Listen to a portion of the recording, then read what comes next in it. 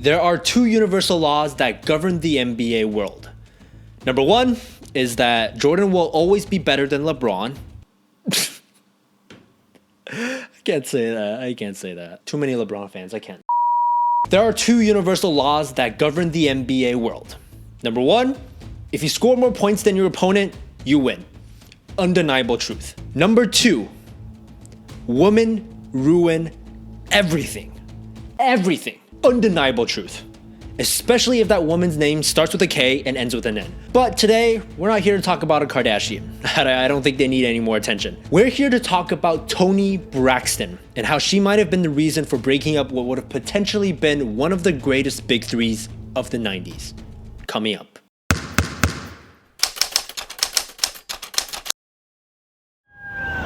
Hey, there's no kid in town.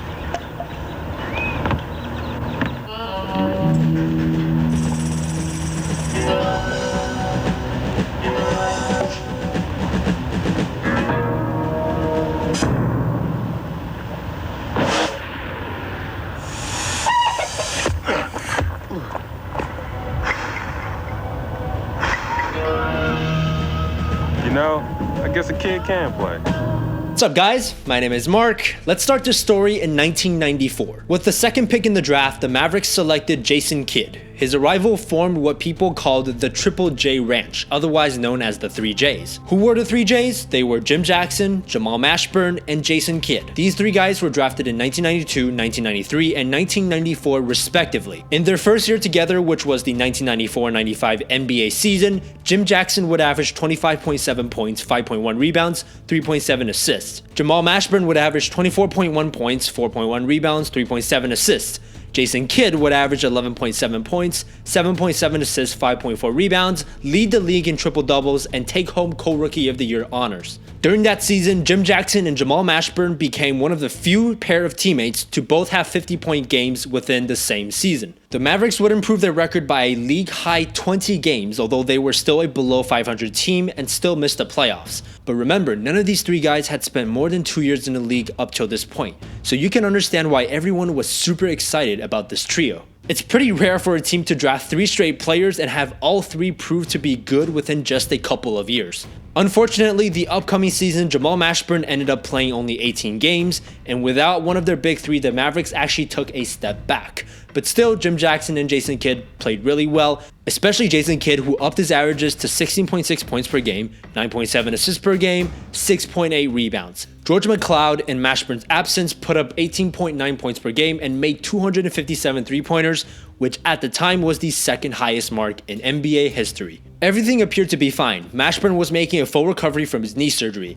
But 22 games into the 1996-97 season, the Mavericks traded away Jason Kidd to the Suns. The second overall pick, the guy who won Rookie of the Year, made the All-Star team last year, was gone. A month later, they traded away Jamal Mashburn to the Heat. Then soon after, they traded away Jim Jackson as part of a 9-player deal to the Nets. Within the span of 3 months, all 3 members of the Triple J Ranch were gone. When GM Don Nelson was asked why he traded away the team's 3 best players, he said, quote, "The situation in the locker room was unacceptable." At the time, people knew that the Mavericks locker room was bad, but nobody knew that it was so toxic that they had to completely tear down the team. All of a sudden, after this happened, people recollected the pieces and again brought up the rumors surrounding the love triangle. For those who don't know, Toni Braxton is a 7-time Grammy-winning artist that was incredibly popular in the late 90s and early 2000s. Here's how it goes. According to the rumor, during an away game at Atlanta, Jason Kidd and Toni Braxton had reportedly planned a date together. But as Braxton was waiting in her limo in front of the hotel door, she was approached by Jim Jackson, who stole her away and took her on a date himself, leaving Kidd empty-handed. Now, the reason why I say rumor is because this has never been 100% confirmed. Jason Kidd didn't comment on the situation until a couple years later, and since then he has consistently denied the fact that he ever even came into contact with Braxton. Jim Jackson initially also denied it, although last year when he was on Colin Cowherd's show, this is what he said about the situation. You had a situation I recall in Dallas at one point, right? There was a woman involved? Yeah, well, supposedly.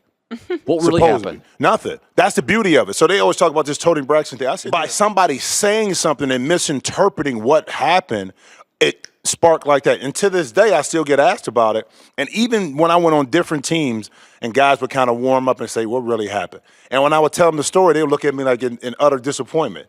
Like, are you kidding me? I'm like, I'm sorry, bro. That's all I got for you. It really didn't go down like you think it did. Okay, naturally, since both Jackson and Kidd denied the rumor, we can safely assume that Toni Braxton had nothing to do with this breakup of this friendship, right? Well, not so fast. When Braxton was first asked about this situation in a radio interview, she said, quote, "As far as dating, whether it's true or not, I can never kiss and tell." Since then, she personally has never denied any aspect of the rumor, but nor has she ever confirmed any of it. Some people have the theory that she didn't deny this rumor at the time because she wanted the free publicity to promote her new album, and it's a very legitimate theory that became even more valid when the third member of the Triple J Ranch, Jamal Mashburn, thought that this theory made the most sense as well.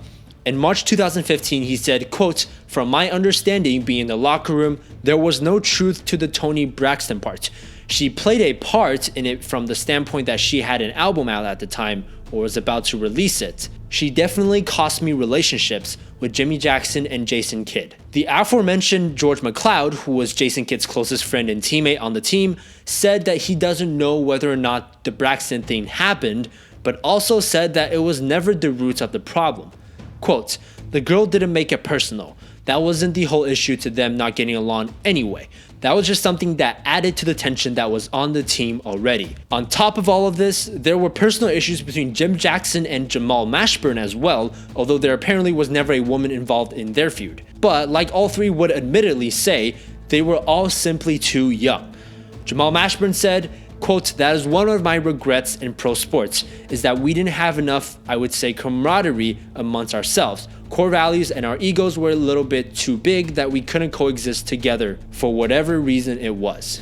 All three guys would also cite the turmoil that was the Dallas Mavericks franchise as part of the reason why they feuded. Between 1995 and 1998, the Mavericks underwent multiple ownership changes and multiple coaching changes and multiple GM changes. They had a lack of veterans on the team. The oldest member of the 1996 Mavericks was 31-year-old David Wood, who didn't even stay with the team. And because of Mashburn's injury, there were some on-the-court chemistry issues as well. Jason Kidd all of a sudden found it difficult to get his 16 points per game and found himself more willing to play with George MacLeod, who was a better shooter and off-the-ball player than Mashburn was. We will never know what really happened with the Toni Braxton love triangle, but what we do know is that the rumor itself was bad enough to be the final trigger to a stack of locker room issues the Mavericks had. And it's quite the shame because this big three really could have been something special.